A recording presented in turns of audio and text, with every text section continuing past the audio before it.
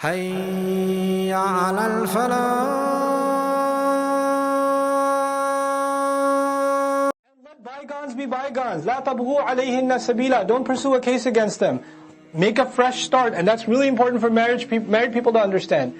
Once you go through a problem and you resolve it, you have to start fresh. You can't bring old stuff up again. It's done. It's finished. It's like you got newly married again. That's it. No more past stuff. You remember what you did in 2002? On the 3rd of April? No, I don't. And I don't want to remember. And don't remind me. We're starting fresh. We have to do that. Both husband and wife have to learn to do that. Just to let things go. The hardest thing to do is to let things go. It's the hardest thing. But if you're worried about your future, then you have to let the past scars go. You really do. And otherwise you're not able to move on. So فَإِنْ أَطَعْنَكُمْ, if they start obeying you, if they start complying again, they become normal again, then don't pursue a case against them. And don't you think you're the authority. إِنَّ اللَّهَ كَانَ عَلِيًّا كَبِيرًا. Allah has always been the ultimately high, the highest authority. Has always been the big one. You think you're the big one in the household, huh? You're nothing. Allah has always been that authority. So even when the husband exercises that authority, he remembers إِنَّ اللَّهَ كَانَ عَلِيًّا كَبِيرًا. It's very important that Allah put His greatness, His superiority at the end of this ayah, so the husband would never get the idea that he's got the upper hand. He should never forget that Allah is above that. وَإِنْ خِفْتُمْ شِقَاقَ بَيْنِهِمَا. And if the community, khiftum, all of you, meaning the community, if you're afraid, or the extended families of both, if you're afraid that a schism has happened between them, a crack that can't be rebuilt again, shiqaq, has happened between both of them, فَبْعَثُوا حَكَمًا مِّنْ أَهْلِهِ وَحَكَمًا مِّنْ أَهْلِهَا. Then appoint a wise decision maker, a representative, a counsel from her family, from his family, وَحَكَمًا مِّنْ أَهْلِهَا, and a counsel from her family. You know, sometimes husband and wife, they love each other to death, but they don't know how to communicate, especially when emotions run high. They say all the wrong things. And we say, why did you say that? I didn't mean to say that at all. You took it the wrong way. What did you mean? I don't know what I meant, but I didn't mean that. And they have a really hard time communicating. And when you communicate badly, you know what happens? Intentions start getting judged. You meant to hurt my feelings. And she says, no, I didn't. I was saying something completely different. Well, why would you say it this way then? And there's a lot of back and forth in communication problems. When emotions run high, that's normal. So the thing to do, in Revelation, Allah tells us, take a level-headed person from her family and a level-headed person from his family that can understand where they're both coming from, and they can have a civil conversation and be the translators for either one. No, what he actually meant was this. What she actually meant was that. What she really wants is this. You know that time she was throwing stuff at you? She was mad you came 5 hours late because she had already made dinner. And you didn't call. That's what was really going on. And she had a really hard day and she had sinus headaches and she didn't tell you all of that because she was too angry to tell you. But that's what was happening. Oh, I never knew. Tell her I'm really sorry. That's not what you said when she threw the stuff at you. You said, forget this, I'm going to my mom's house. Or something. Right? So, the hakam will do that. Now, what happens when the hakam themselves hate the other side? Like they want the divorce to happen. They'll come in and make things worse. They'll come and make things worse. So look at the ayah, how powerful it is. He says, in yurida islahan, if they both want reconciliation.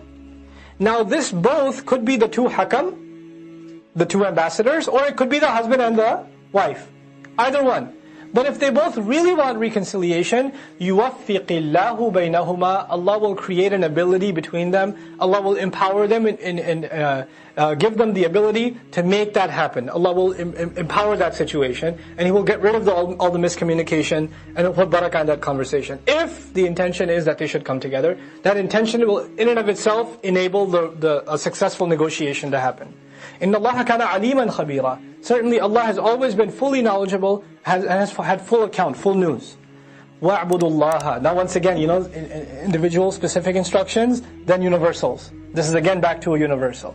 وَاعْبُدُوا اللَّهَ. And enslave yourselves to Allah. وَلَا تُشْرِكُوا بِهِ شَيْئًا. And don't you associate anything with Him in any way, shape or form. وَبِالْوَالِدَيْنِ إِحْسَانًا. And when it comes to both parents especially, show the best possible conduct, excellence in conduct. وَبِذِي الْقُرْبَى. In addition to showing it to those that possess closeness.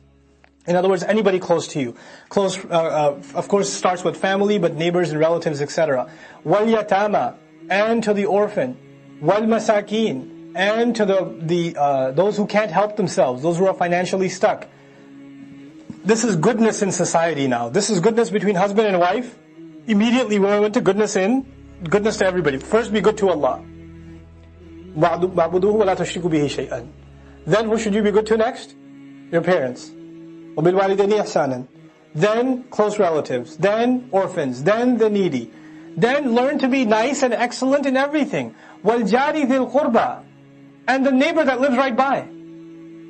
Especially the neighbor that's close to you. In other words, he knows a lot about you. You go a lot of back and forth. Those are the neighbors you have fights with.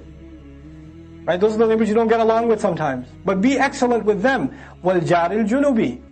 And the neighbor that's on the side of you. In other words, right next to you. Not just in the vicinity, they're right next to you.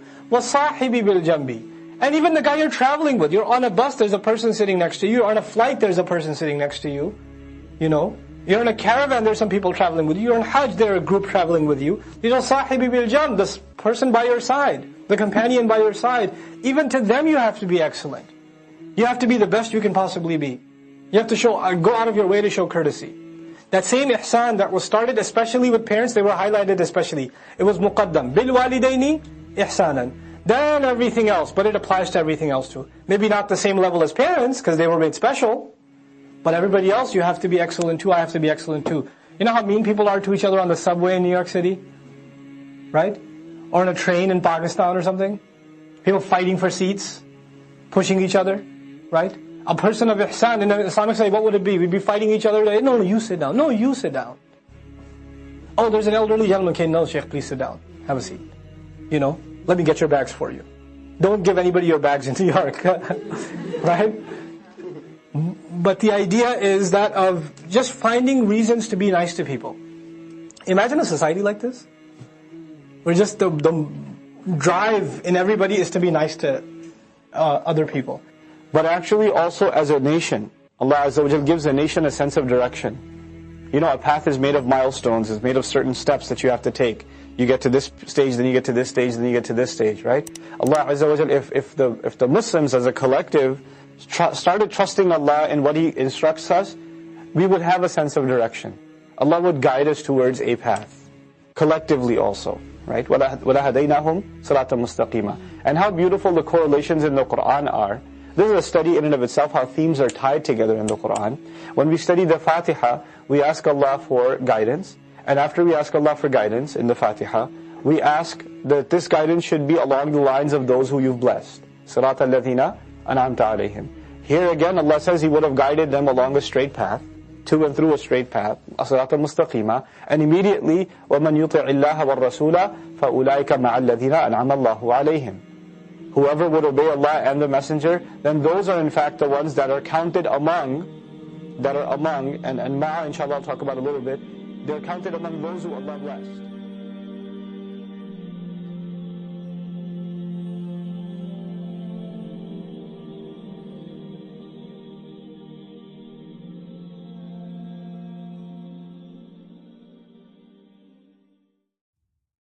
Assalamu alaikum wa rahmatullah. If you enjoyed this video, please do share it with friends and family. If you want to see more videos from this series, click on the box at the top. If you want to see other videos, click on the box at the bottom. And don't forget to hit the subscribe button. Thanks.